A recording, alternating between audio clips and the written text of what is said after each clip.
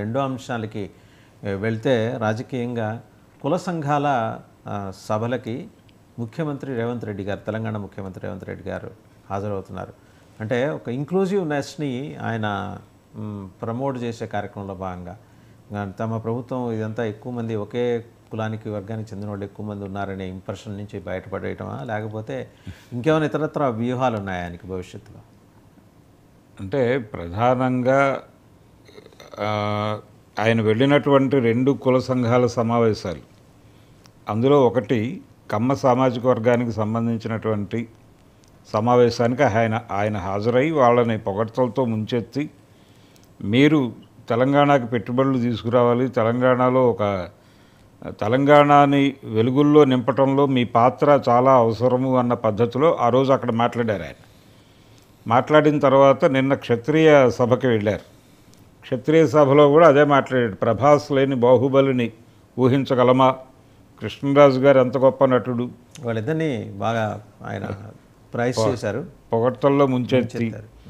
ఇలా అంటే ఈ 2 కులాలకి తెలంగాణలో ఉన్నటువంటి ప్రామినెన్స్ ఏమిటి అనేది చూడాలి. ఇక్కడ చూస్తే అంటే వెలమ సామాజిక వర్గానికి సంబంధించినటువంటి సభలకి ఆయన వెళితే ఓకే, రెడ్డి సామాజిక వర్గానికి సంబంధించినటువంటి సభలకి రేవంత్ రెడ్డి గారు వెడితే అది ఓకే. కానీ ఈ 2 కులాలు పర్టికులర్గా క్షత్రియ అలాగే కమ్మ కులాలకి సంబంధించినటువంటి మూలాలు పొరుగు రాష్ట్రంలో ఉన్నాయి అనేది ఒక చర్చ జరుగుతోంది. ఇప్పుడు వాళ్ళని కూల్ చేయటానికి ఎందుకు ఈయన ప్రయత్నం చేస్తున్నాడు అనేది, అంటే చంద్రబాబు నాయుడు గారు కూడా హాజరు కాలేదు ఆ రోజున అంతర్జాతీయ కమ్మ మహాసభలకి.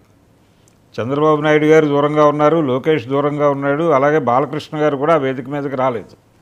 కానీ రేవంత్ రెడ్డి గారు వెళ్ళి మాత్రం చాలా సీరియస్గా వాళ్ళని, మీకేం కావాలన్నా నేను చేసి పెడతాను, అలాగే మీరు ఇక్కడ ఆర్థిక అభివృద్ధికి దోహదపడే విధంగా మీరు పెట్టుబడులు తీసుకురావాలి, మీరు రావాలి, మీరు పూనుకోవాలి, ఇప్పటికే మీరు చేసినటువంటి కంట్రిబ్యూషన్ చాలా ఉంది, ఎన్టీ రామారావు గారు రాకపోతే ఇక్కడ బీసీ చైతన్యమే ఉండేది కాదు, ఈ లెవెల్లో ఆయన మాట్లాడాడు. దాని మీద తెలంగాణ నేటివ్ అంటే తెలంగాణ ఉద్యమంతో సంబంధం ఉన్నటువంటి వాళ్ళు, పాసం యాదగిరి లాంటి జర్నలిస్టులు చాలా సీరియస్గా రియాక్ట్ అయ్యి, ఏమిటి పొగడ్తల వర్షం, ఎటుపోతోంది తెలంగాణ తిరిగి అంటే ఆయన ఆల్రెడీ ఇంతకుముందే ఒక స్టేట్మెంట్ ఇచ్చున్నాడు. ఆయన ఏమన్నాడంటే ఆ రోజున ఇక్కడ కాంగ్రెస్ గెలిచి ఉంది, అక్కడ కూటమి గెలిస్తే మళ్ళీ మనం సమైక్య రాష్ట్రంలోకి వెళ్ళిపోతున్నట్టుగా భావించాల్సి ఉంటుంది అని ఒక ప్రకటన అంటే ఏపీ ఎలక్షన్ రిజల్ట్స్ కంటే ముందు మాట్లాడాడు ఆయన. దాదాపు దాన్ని అక్నాలెడ్జ్ చేస్తూ, దాన్ని ఎక్స్టెండ్ చేస్తూ రేవంత్ రెడ్డి గారు కమ్మ సభలకు హాజరై వచ్చిన సందర్భంగా ఆ రోజు ఆయన వేదిక మీద మాట్లాడినటువంటి ప్రతి అంశాన్ని క్రిటిసైజ్ చేస్తూ ఆయన ప్రకటన చేశాడు. ఇలా చాలామంది రియాక్ట్ అయ్యారు దానిలో ఆయన మాట్లాడినటువంటి పద్ధతి మీద. కాంగ్రెస్ పార్టీతో సన్నిహితంగా ఉన్నటువంటి వాళ్ళు కూడా మాట్లాడారు. బయట ప్రైవేట్ డిస్కషన్స్లో కూడా ఏమిటి ప్రమోషనల్ యాక్టివిటీ అని జరిగింది చర్చ. అలాగే బసవతారకం క్యాన్సర్ ఇన్స్టిట్యూట్కి వెళ్ళి ఆయన మాట్లాడిన సందర్భంలో కూడా అక్కడ ఆయన చేసినటువంటి వ్యాఖ్యలు కూడా కొంచెం అంటే ఇది ఆత్మగౌరవానికి సంబంధించిన వ్యవహారం అన్న లెవెల్లో కూడా మాట్లాడేశారు. ఇప్పుడు క్షత్రియ సమావేశానికి ఈయన హాజరవటం, ఈ కులాల తాలూకా మూలాలన్నీ ఆంధ్రాలో ఉండటం, ఎందుకు వీళ్ళని మంచి చేసుకోవడానికి ప్రయత్నం చేస్తున్నాడు, ఎక్కడుంది వీళ్ళ ప్రజెన్స్ ఇక్కడ అంటే ప్రధానంగా హైదరాబాద్ చుట్టుపక్కల ప్రాంతాల్లో వీళ్ళ బలం ఉంది. గతంలో జరిగినటువంటి అసెంబ్లీ ఎన్నికల్లో ఈ సెటిలర్ ఓట్లన్నీ కూడా బీఆర్ఎస్కి వెళ్ళిపోయినాయి. ఆ తర్వాత జరిగినటువంటి పార్లమెంట్ ఎన్నికల్లో కొంత కాంగ్రెస్కి వచ్చింది, కొంత బీజేపీకి డైవర్ట్ అయింది. బీజేపీకి డైవర్ట్ అయిన సందర్భంగా ఆయన మల్కాజ్గిరి నియోజకవర్గాన్ని కూడా నిలబెట్టుకోలేనటువంటి పరిస్థితి.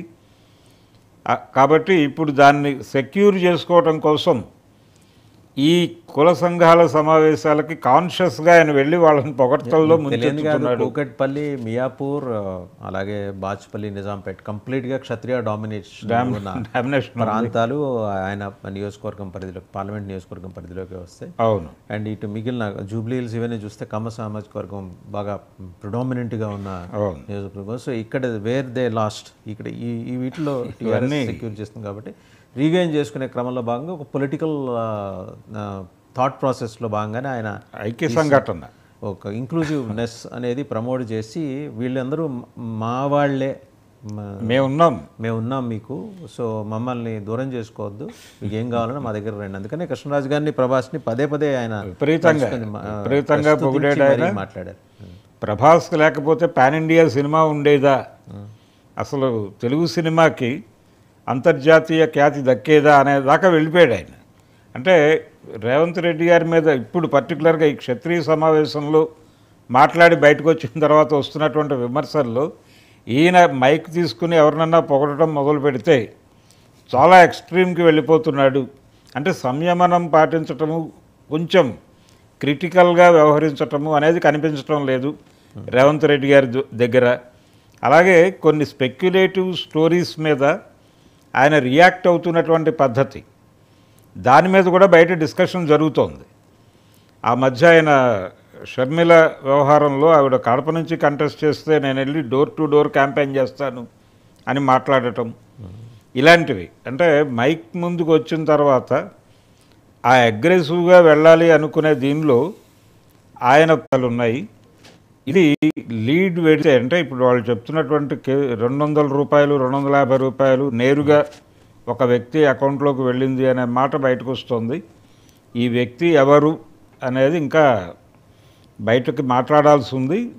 నేరుగా దీనికి సంబంధించి ఈ 1,00,00,000 కోట్ల వ్యవహారంలో